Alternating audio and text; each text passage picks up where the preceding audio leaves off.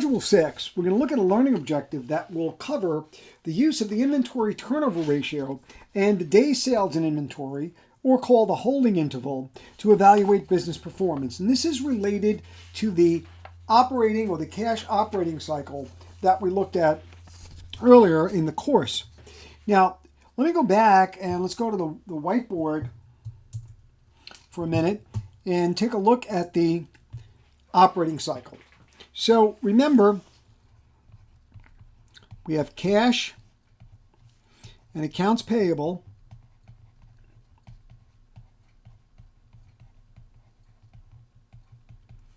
that we use to acquire inventory.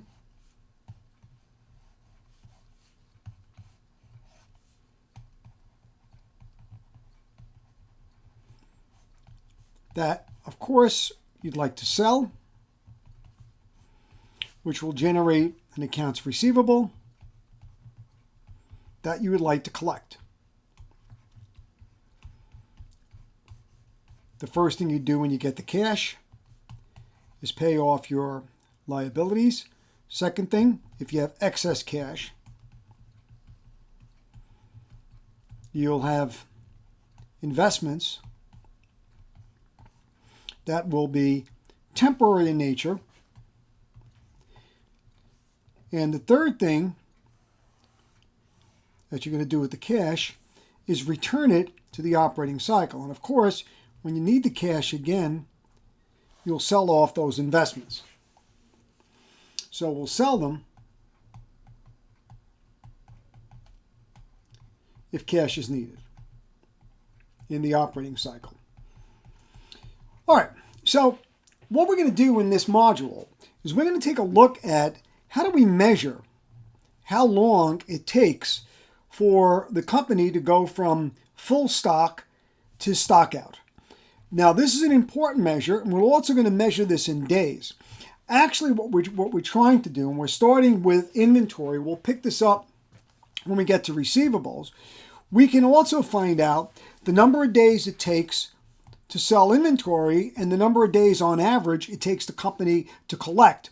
Now, that's going to be important because your payables are probably going to be due in 30 days. So if it takes you on average 17 days to sell inventory and 10 days to collect your cash, well, you'll have cash in 27 days, which is more than enough time to pay off your accounts payable within the 30-day period. However, if you wanted to sell quicker, or if you wanted to collect quicker, it may help because you could be able to take the discounts. Remember, 315 net 30 or 210 net 30 as your discounts if you pay your payables early. And you might do that or might get your cash early by offering incentives to your customers. So maybe here we're offering a 210 net 30 to your customers to pay you early. So for this chapter, we're going to look at how to measure this time. And we're going to use a ratio called inventory turnover.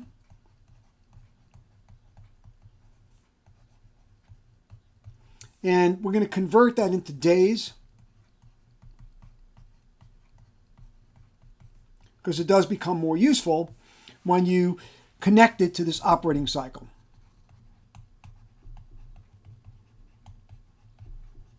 This could also be called a holding interval.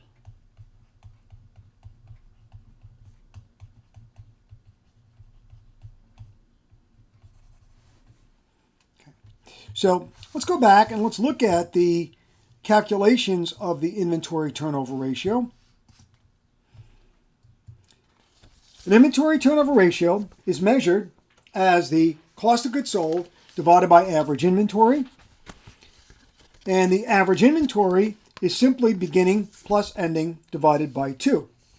Now, there's a couple of things here we have to think about. Number one, why do we use average inventory?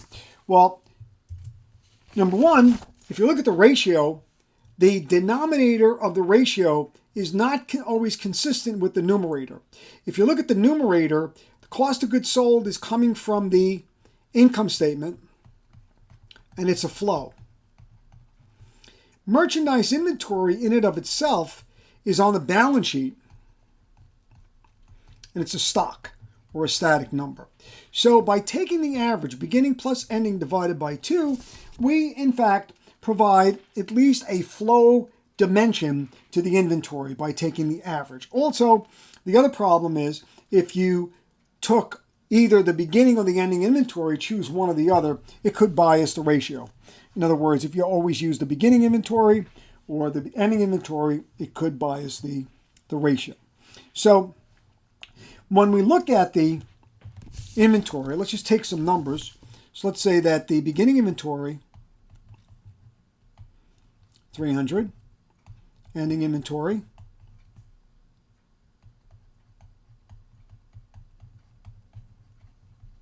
is 100, and COGS is 4,000.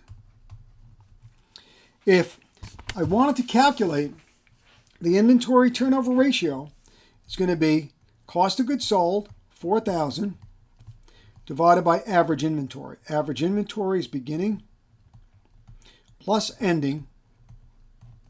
Divide that by 2. Average inventory is 200. So inventory turnover is 20 times per year. Now, 20 times per year is, of course, sounds good, looks good, looks like it's pretty quick. We don't necessarily know if that's better than last year or if we look at a trend. And again, we also don't know if that is in line with the industry average. So what we need to do is think about ratios. Once again, as I said, ratios raise questions. They don't really provide answers. Now, in this case, if you look at the ratio of 20 times, think about also the potential bias that could be embedded in this ratio depending on what method you use. For example, if you use the LIFO method, LIFO tends to increase cost of goods sold, but it lowers inventory. So LIFO could bias this ratio upward. And by the way, that's the importance of knowing enough about accounting, even if you're not an accounting major. Finance majors, management majors, you need to understand that if you're reading a set of financial statements and you know the company is using LIFO, it would have a tendency to have a higher cost of goods sold, lower inventory, and ratios like this would be biased upward. So it measures how rapidly the inventory is being sold. And as I said, you really need to compare this to industry average or, in fact, against the company's trend. The high inventory turnover, of course, indicates that the company is selling its inventory quickly. It is not obsolete. A low turnover ratio could indicate obsolescence. Now, as I said, it's probably better to convert this into days. And this is sometimes called days sales in inventory. I like to call this the holding interval.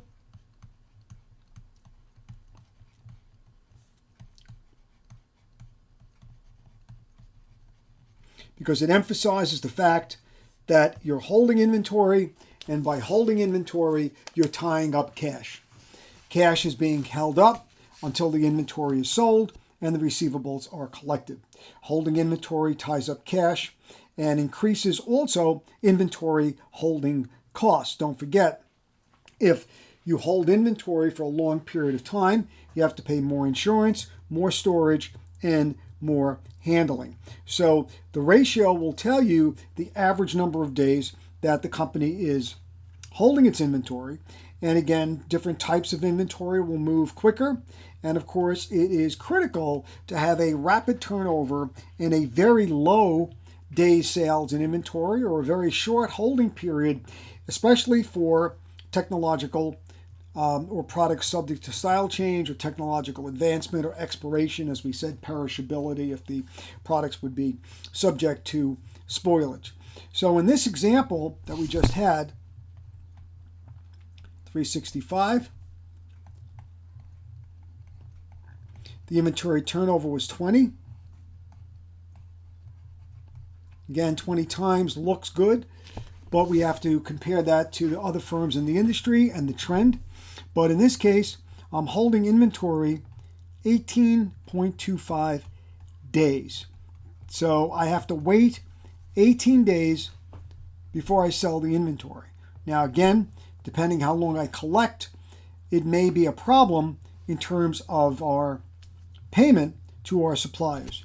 So we may have a problem paying suppliers on time, and we may have to borrow. And that's where inventory-based lending or asset-based lending comes in. So back to the whiteboard, what we're saying here, actually, the number of days that I actually just calculated was 18.25 days. So on average, I turn inventory over. I go from complete stock, full stock to stock out 20 times a year, or it takes me to sell out my inventory 18.25 days. Now again, I need to know, this is just an assumption, I need to know the accounts receivable turnover or the days sales and receivables, how quickly I collect that before I determine whether or not I need to borrow. So for example, if it takes me, let's just say, 16 days to collect my receivables, I'm now looking at about 34 days before I get cash. And if these are due in 30 days, I'm going to be short cash, and I may have to take out a line of credit that is secured and collateralized by inventory and receivables. So commercial banks with asset-based lending would provide credit on a line of credit, but that line of credit will be secured, or the collateral will consist of the inventory and the accounts receivable. Now, of course, we'll see the accounts receivable turnover ratio or the days sales and accounts receivable when we get to the inventory chapter.